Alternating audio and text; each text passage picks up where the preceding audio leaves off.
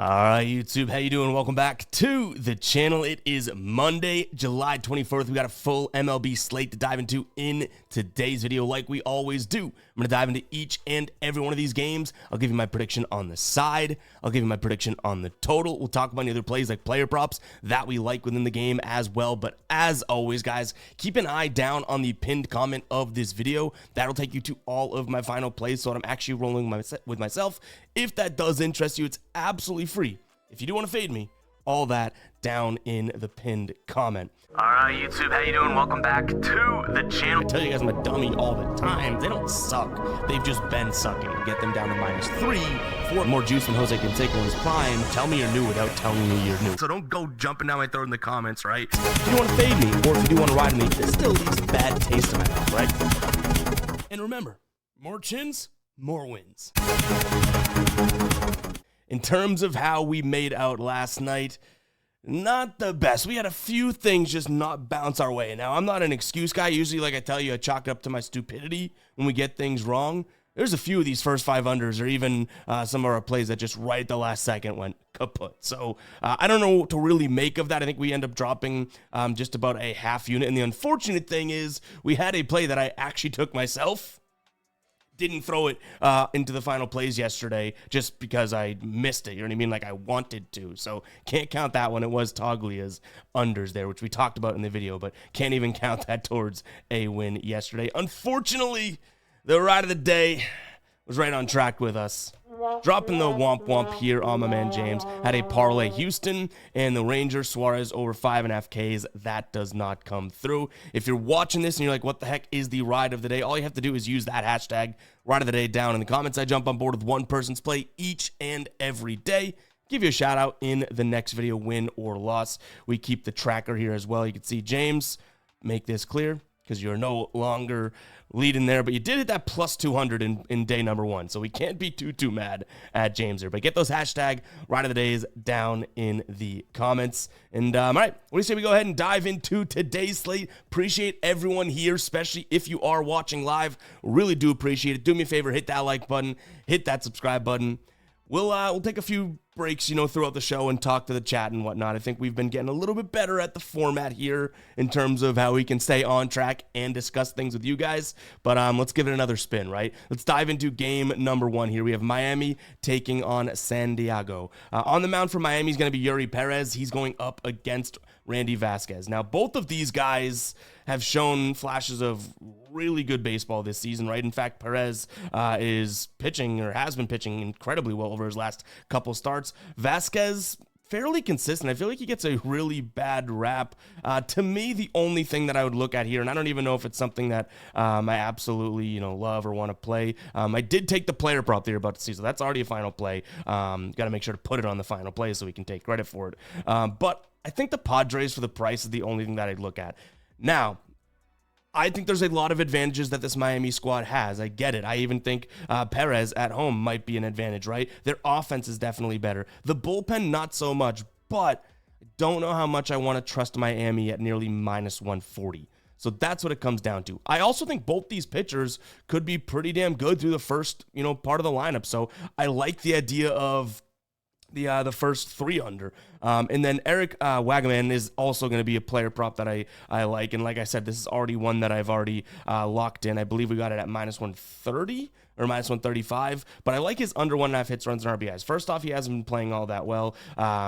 Second, against against righties, he's batting just .224. WRC plus drops to 663. Vasquez against right-handed bats, which is what Wagaman is. Right-handed bats, .211 average off him. A WOBA of .270, so pretty damn good. And then he's going to see the cutter, the fastball, and the sinker as his main pitches, right? Even you can throw the slider in there, but the cutter and the sinker, 2 of the top 3, he does not hit very well. So he's bad against the hand that Vasquez has. He hasn't been turning in the right direction, and the pitch mix seems like it could work out there. So yeah, I like those 3 plays. I probably would say they're in reverse order if you look at that bottom to top. I like the player prop, already locked it in. I don't mind that first 3, but the Padres for plus money is kind of what I'd consider overall, just due to that price. Now let's move on to the next one. We got a decent pitching matchup here, right? We got the Pirates taking on the Tigers. It's a decent pitching matchup solely because of Paul Skeens. Jack Flaherty has been okay at times, right? He's definitely blown up at times as well. We used to be a big Jack Flaherty, fan here, and he just kind of stopped coming through for us, so obviously I'm biased, but he's been pretty consistent. Is it Paul Skeens level? No, and for that reason, I'm out on the Tigers, looking at Pittsburgh. Much like Miami, though, I don't know if I love that price tag, but you are getting Skeens at pretty damn good price. I also look at the under, though, right? Because there's one thing we know about Flaherty. He's going to stick to that fastball. He's going to throw fastball. He'll go to the slider. Both those pitches, Pittsburgh absolutely stinks at. So I like the first 3 and the first 5, depending on what you can get, because this thing's already pretty juiced through the moon.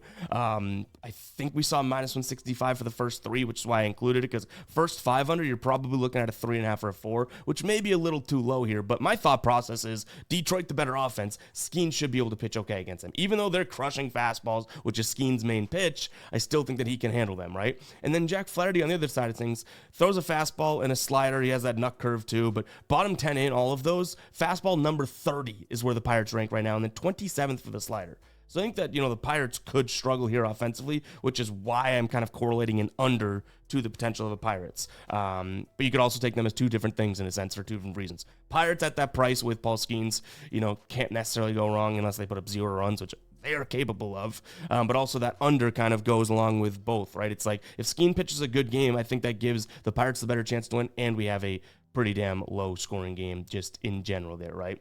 Grexo in the chat saying Paul Skeens over 6 Ks. Yeah, I mean, this is a Detroit team that has been striking out a lot too. So if you guys like Skeens strikeouts today, this might be a good team to take a peek at overall. But they've also been walking a decent amount, which means, they're swinging, but they're kind of being disciplined at what they're swinging at. But yeah, they have been striking out a decent amount. So keep that in mind as well, especially if you do like a Skeens strikeout today. All right, next up, we got Cleveland taking on Baltimore. I think have gone back and forth on this one. So my leans are pretty simple. You have Tanner Bybee on the bump. He's going up against Tomoyuki Suganu. I don't love either pitcher, but Bybee has been okay at home, right? So for that reason, I guess I'll back the Guards. But yet again, like, this price is kind of like makes you want to bite a piece of cement. Like, Guardians not been batting all that well. I mean, they've looked okay the last series, but still not an offense we can fully trust in the long haul, right? At -130, -140, like, seems a little tough. But I will say, neither one of these bullpens are in the best of situations, right? You also have Sugano, who just really has struggled against both lefties and righties. He's not striking guys out. He's pitching to contact. Guys are getting on. So this could be a spot in which Cleveland does play okay. I like the over because even though Bybee is obviously, like I said, has been good at home, his numbers against Baltimore over his career aren't all that fantastic. I think his most recent start against them was pretty damn bad as well. So, yeah, I could kind of see this one being like, okay, well, not that we really want to get all over it. I could totally see it being a meh type of a spot for both pitchers, which is not exactly what you'd want to see, right? Moving on to Washington taking on Cincinnati. I've kind of teetered on this one, right? I have. What I will say, though, is I've made up my mind, and there's a chance this is a final play. I don't know if it's a psycho play, but it could be, what we're looking at here. So let me get this thing up on the screen for you guys to see it. I do like the Nats today. And the thing in why I say, like, it could be a final play, it's because of a few different reasons. So I'll sound the psycho alert alarm. Maybe that is the case. Brady Singer's going to throw that slider-sinker combo.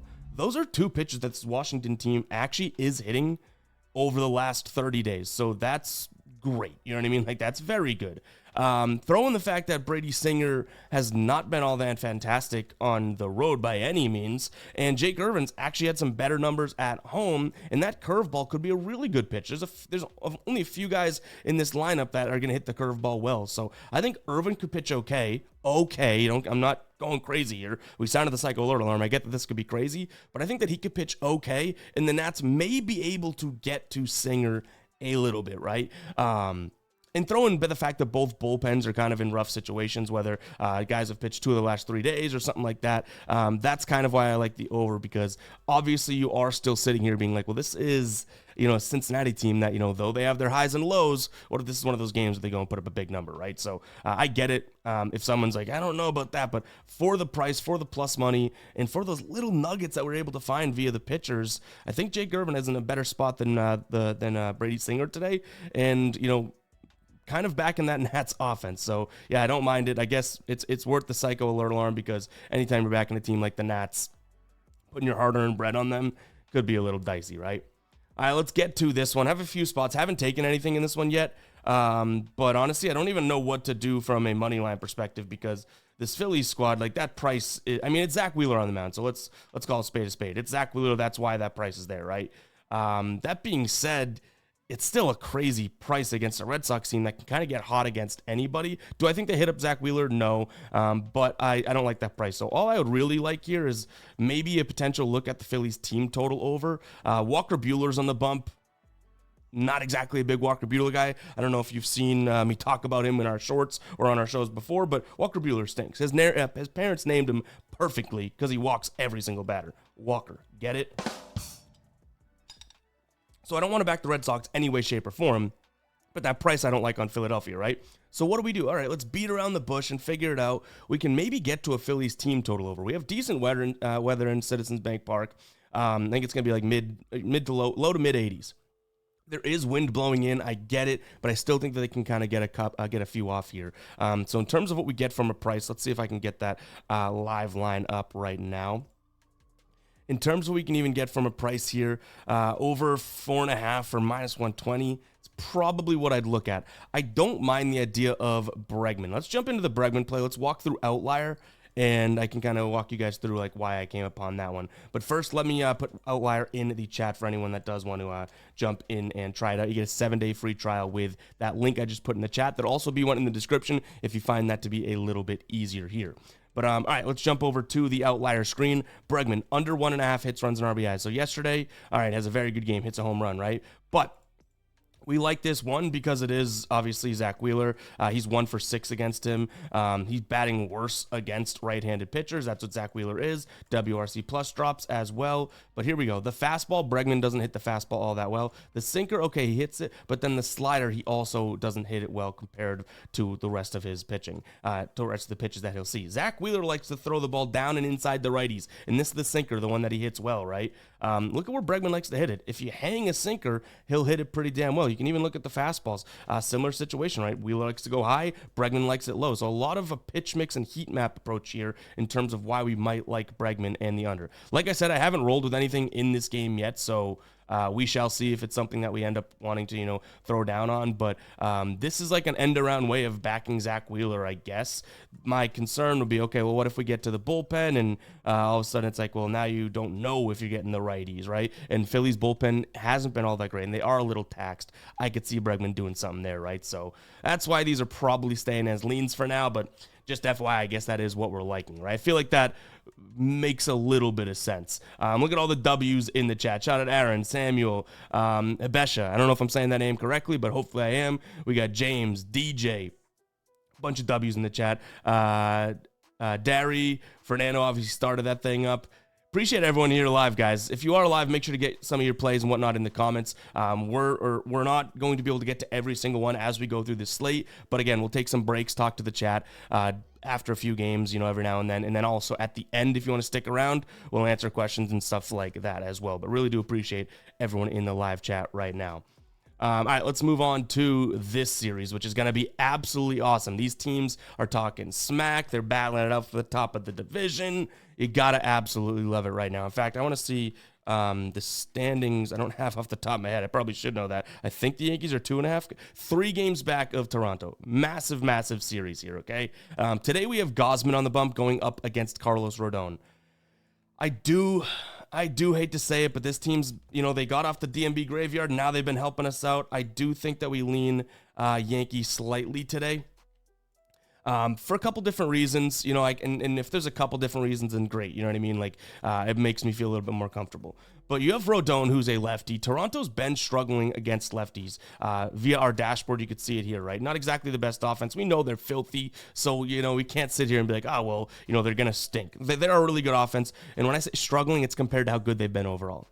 Then you have Gausman on the other side, who just really hasn't been all that fantastic against the Yankees in general. I mean, his last start was probably one of his better ones in a while, right? And that was 2 earned through 5 innings and 5 hits, only 4 strikeouts, 3 walks.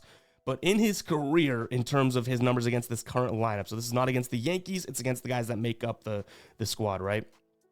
200 plate appearances, 218 plate appearances against. That's really good. A 30% walk K rate, that's really good as well. But now the numbers get a little dicey. 14.2% walk rate, no bueno. An expected WOBA of 374, no bueno. An expected slugging of 497, not very good. Expected batting average 258, you know what I mean? Like, they're hitting him decently too. So to me, this comes down to Gausman versus Rodon, and I do think both offenses are going to be able to get to the bullpens. A lot of action in these bullpens the last few days since the All-Star break. That's why we like the over. But to me, the Yankees are just in a better offensive situation in a sense, okay? So yeah, if you're on Toronto today, I don't really want to talk you off it, especially if you're getting plus value behind them. But for me, it's the Yankees, man. As much as it pains me to say that and that they're going to gain on Toronto, you know, as a Red Sox fan, I'm watching being like, guys, don't run up ahead. Let us Red Sox kind of stay in it, right? But to me, it's Rodon versus Gausman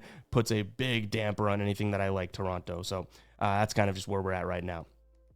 All right, we got the Mets taking on the Angels. Already took a player prop in this one, so we might as well just jump into that. I do have a few different spots that I am considering. The player prop, again, being our favorite one, and we already locked it in. So right now, we do have Kodai Senga over in walks. That's the only one I have in right now. I also like Pete Alonso's under hits, runs, and RBIs. I don't mind the under in this game, though, and I have an Angels question mark there because I don't really know if I want to get to Angels overall, but I think it's enough for me to stay away from the Mets here. But plus 170 for the Angels seems like it could be okay, right? Their offense isn't all that great. In general, it's been really good, you know, on the road in a sense, but it's not all that great. But to me, this Mets offense against lefties is even worse, right? Now, Tyler Anderson's a lefty. He's going to throw the fastball, cutter as his two main pitches. I think the Mets will time him up. I get it. But just to start the game, I don't think they're going to go crazy. So I like the under. But Senga, you know, has a walk rate on the road this year of 11%. Against lefties, there's not many in this lineup. It's really, really bad. Against righties, it's right around 8%. But this is an Angels team, which is crazy to find this nugget. Shout out to our dashboard. Against righties in the last 30 days and just overall the last 30 days and at home, number one team in terms of drawing walks. How freaking crazy is that? You know what I mean? So, yeah. We see Eric in the chat saying, safe play to take the over on that Yankees in Toronto. Yeah, I get it. I mean, you do have two really good offenses still. But yeah, this Senga play, like, I feel like we found a little bit of something, and it's like, how can we miss that, right? Like, this is an Angels team that has walked more than any. They have the highest walk rate in the last 30 days. Come on now, right? And Senga has been walking guys. He's not been as all in control, right? So to me, it's a decent spot there. I like the under again because I think that, you know, the Angels might have a chance, and I think that the lower scorers, they stay in it. Pete Alonso is pretty much a lefty-righty split play for me there. That's kind of what I'm looking at here. We have Joey Smoke saying Brandon Nimmo over 0.5 hits and Zach Neto over 0.5 hits. Don't necessarily hate that. Real quick, guys, before we do move on with the rest of the games, I wanted to talk to you about Novig. If you have not tried them out yet, you are absolutely missing out. You can get some amazing value. Maybe minus 140 on one book. Well, guess what? Novig might have that same exact play, like minus 115. Why is that? Because it is a peer-to-peer exchange. Meaning you're going up against other Joe Schmoes like you or me. You know what I mean? Someone setting a line, giving the odds, and you can take the other side of it. No vig involved.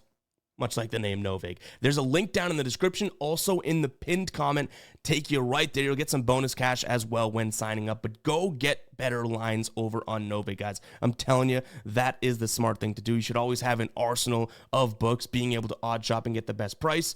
This is going to certainly help that out. So go check it out, guys. Again, that link will be down below in the description, as well as the pinned comment. Shout out Novig. Jumping into Atlanta taking on San Fran. Man, I think we're a little wonky with some of our plays today, because I don't mind the idea of the Giants in this spot. Now, I don't think that I'm getting to either the Giants or the over, which is what you're about to see on your screen. There's just not enough there that I'm like, oh man, this is definitely something that I'm all over.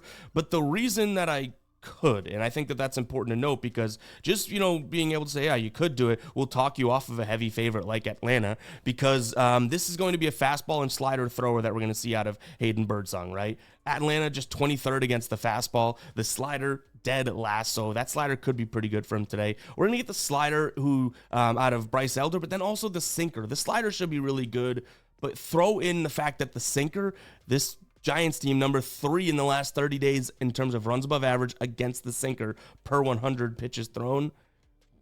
They might have a chance here. I like the over, even though we have 2 decent bullpens here, because either one of these, you could close your eyes, spin around, and throw a dart, and you got a chance of either one of these starters getting shelled, okay? Bryce Elder, not all that great. Birdsong, not all that great either. Struggles against, lefties. There's a couple power hitting lefties, I guess you could say, in that lineup. And then, the switch hitters being lefties today. So that's why I like the over. There's definitely cases to be made for runs in that game. Even though the offenses aren't all that tremendous, I think that we could see a consistent scoring through 9 innings, in a sense. You know what I mean? All right, the next one, I think that this Rays, it's hard to get off the Rays here. Now, I will say that, that's kind of too crazy of a price to take alone. So if you do like the Rays, you're probably like me in considering them in some sort of a parlay piece, right? That's realistically the only thing that you might be able to get to. That first 5 under, though, I could see Sean Burke pitching okay, at the start of this game. Reason being for that, he's going to throw, a decent amount of curves, which is a pitch of his that he likes to use. He's got to get ahead in counts to use it, which could be important here, and that could fare okay. So I'm hoping he just holds his own, and I do like Sean Burke. But I do think Shane Baz can go out there and pitch really well against the Chicago squad. He's going to throw the fastball, obviously. They don't hit the fastball. He's really, good against lefties. A couple lefties in the lineup, not that many, but he should be in a good spot against either one of these squads. But again, the Rays already priced out for me. I don't think that this is something that we actually get to either one of these plays. Probably staying as a lean. I'm just telling you guys that in advance, so it's not like a. Sometimes people can't see how confident I am just by talking about it, right? Like, we talk about every single game because I like talking about sports. That doesn't mean that I'm gonna love every single game,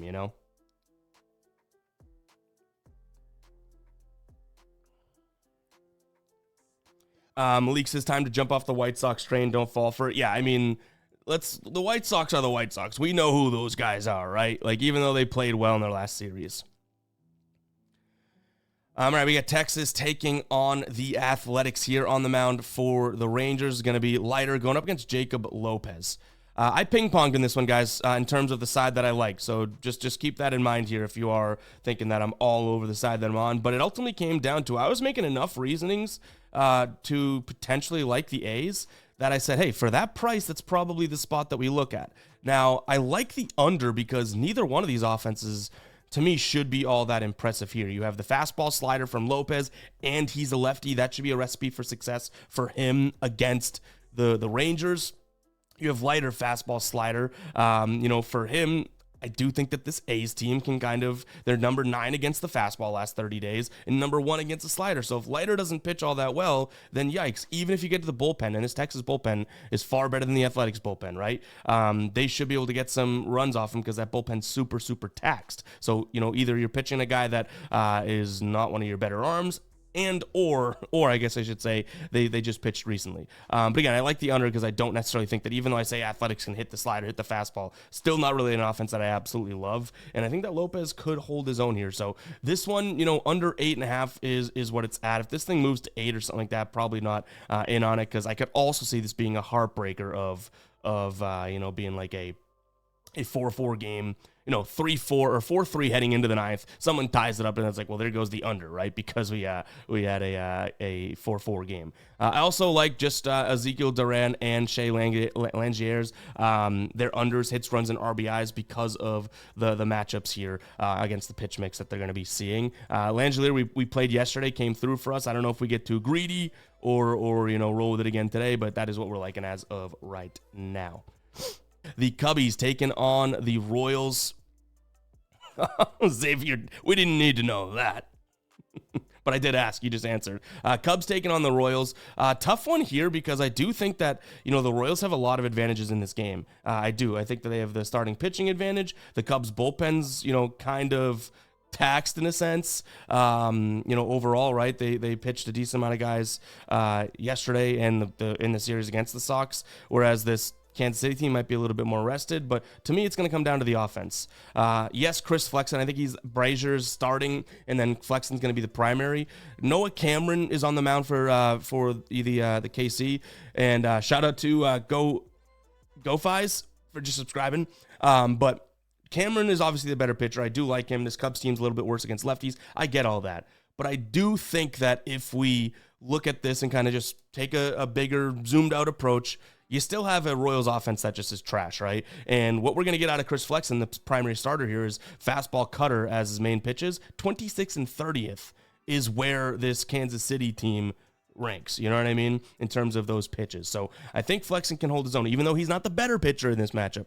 But the offense isn't even close, right? And we do have wind blowing in at Wrigley. That's kind of why I like the under, because I think that this Cubs team can get on base and win a small ball game a little bit more than what we're seeing from, a Royals team. So definitely like the Cubs today, but the under, that's kind of where I give some of these advantages to the Royals. I think Noah Cameron can pitch okay, just not, okay enough to prevent his team from, if I think the Cubs are going to be able to ding around, 3, 4, 5 runs today. I don't know if the Royals we could trust, especially in the weather, to do that. You know what I mean? So that's kind of what it comes down to. All right, next up, we have the Rockies taking on St. Louis. We already placed this player prop, which I do like. We got plus 110 for it. I think you can still get that number actually out there, but we'll start right there. It's going to be Pedro Paez, under 1.5 hits, runs, and RBIs. Why don't we dive into the outlier screen? If you guys missed it, there's an outlier link down in the description, as well as the pinned comment, guys. If you do want to go ahead and check it out, you get 7 days free with that link. But you can see it here, right? Pedro Paez, under 1.5 hits, runs, and RBIs. All right, he's been okay lately, but this is what I like. Batting just 192 against lefties. He's going up against Austin Gomber, 51 WRC+. That's great. Gomber's numbers are terrible, but they do get slightly better against right-handed bats. From a pitch mix perspective, the fastball, his WOBA drops down to 211. The curve drops down to 247. The slider, which he only throws 16% of the time, is the first pitch you have to get to out of his pitch mix that he hits well. The changeup right back at you, really, really bad. Even that slider, look, he likes to throw it, up in the zone. Yes, he'll try and ding this spot, which he throws a ton. That could get us in trouble because Paez looks like if it does hang in the zone, he could hit it well. But again, we're talking about only 16.6% of the time he's going to see that pitch. So I like the idea for the plus money. You can see the odds there. Yeah, it looks like it's moving towards plus 100, but definitely don't mind that spot. In terms of an under 11, simply put, this St. Louis team stinks against lefties. Gomber stinks, but he is a lefty. We'll throw that in there. And then McGreevy on the other side of things, it's like, I don't know if I have to even necessarily worry about him. He is pitching against Colorado, and I don't care about the altitude. You still have to hit the damn ball for it to matter. So, yeah, I do like the idea of an under in this spot. I don't think either offense is trending in the right direction. And I love the fact that we saw, yesterday, 2 games before that, we saw 6 and 10 runs out of Colorado. And then it's like, okay, let's get right back down to business, right? They score 1 run yesterday. Now, Joe Ryan pitched, so that's a little bit different, but McGreevy hasn't been terrible. The thing that I do worry about him is that he does throw the slider, which is a pitch that can really get affected in cores, but this is not a Colorado team that's hitting it all that well. So, yeah, I'm looking at that under, and then the Rockies, just because St. Louis can't hit lefties, so at the price that they're at right now, not so enthralling for me, you know what I mean? Like, that's not exactly what I'm looking for. Looking at Seattle taking on Milwaukee. This is one where I even have it noted to say this because I feel this very, very strongly. You can make an argument for either side here. So I want to say that. I want to get it out there really, really quickly. Slick says, looking cute today. Thank you very much. But what I end up leaning towards is probably a Mariners spot. I think either way, I would like the idea of a low-scoring game, right? So Mariners and the under is what we're considering as of right now. The reason I say you can go either way is because Woodruff has been okay, right? That's who's pitching for Milwaukee. George Kirby has definitely had his ups and downs. There are some lefties in this lineup. George Kirby has not been good against lefties so far this season, but I don't necessarily think that the fact that we have this total all the way down at 7, I think it's telling. Do you know what I mean?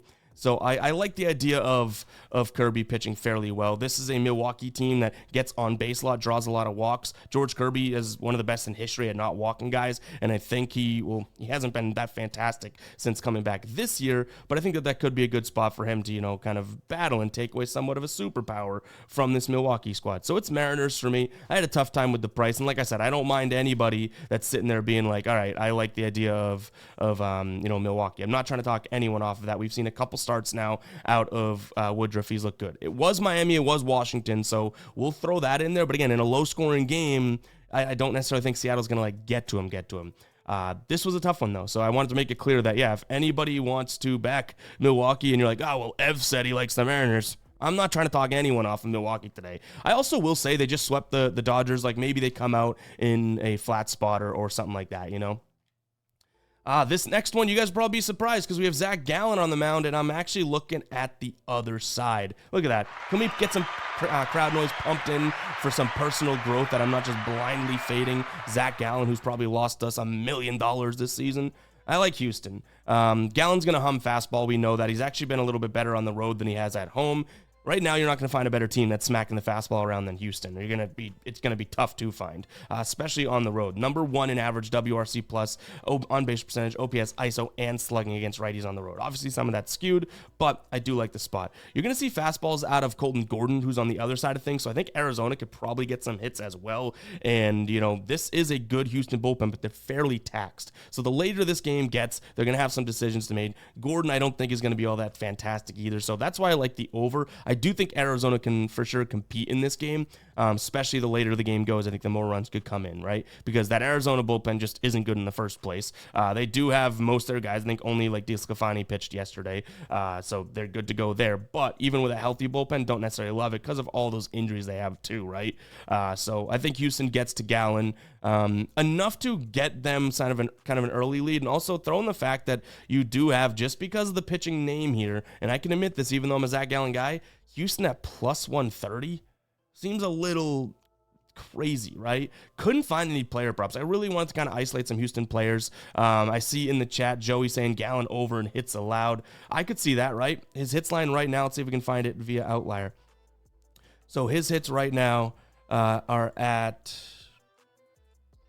5.5 for plus money. He's definitely been doing that. Let's see. 2025 home games, been getting shelled a little bit. So, yeah, I don't necessarily mind it, even if you look at his pitches here. Fastball, you could see they strike out less, hit the ball well. The curve they could struggle with, but 47.8% of the time we're going to get the fastball from Gallen. That means every other pitch, in a sense, right? We're going to see a lot of that. So, to me, you know, knowing that he's going to throw that many fastballs, Houston should be able to hit him, I guess. All right, let's move on to the last game of the slate here. And not sure if I want to kind of stretch to get here, but you do have the Dodgers, who are coming off of that series against Milwaukee, against the Mets' David Festa. Now, on the mound, I believe Shohei is pitching, and then we're going to get Dustin May, if I'm not mistaken. Kind of want to confirm those pitchers, obviously, before doing anything. But I do think that this is a spot in which I sit here and say, all right, how can we get to the Dodgers? It sure as hell isn't at minus 200. Maybe them -1. That's probably still super, super juiced. Maybe we just say Dodgers go score, right? David Festa stinks out loud. Should be one of the better offenses in the league. Right now, you can get Dodgers over 4.5 for plus money. It was -115. So near even odds, right? Almost like pick'em price. I shouldn't even say near even odds. It's near pick'em price, okay? But 5 runs from this Dodgers squad against Festa should be all right. On the season, they've done in 55% of games. At home, 60% of games. At home against righties, 62% of games. So I can't see David Festa going out there being like, all right, let me shut down this Dodgers lineup. Now, because I'm so confident in that, I keep saying it, it's probably going to happen, right? But even still, Minnesota, they threw Duran and Jax yesterday. They'd be good to go if they need to today, but I'm thinking that the Dodgers kind of go out there and score some runs. Mr. Bean and I are probably on, he likes Minnesota money line and then the under 9. Actually, we didn't even, why is the Houston thing still up there? That was glitching behind. Dodgers team total over. We don't have the slide. Oh, there we go. All right, here we go. All is well in the state of the Ev household here. Dodgers team total over. That was up there for far too long. But to me, it's again, Dodgers, they got to bounce back at some point, right? Like they do.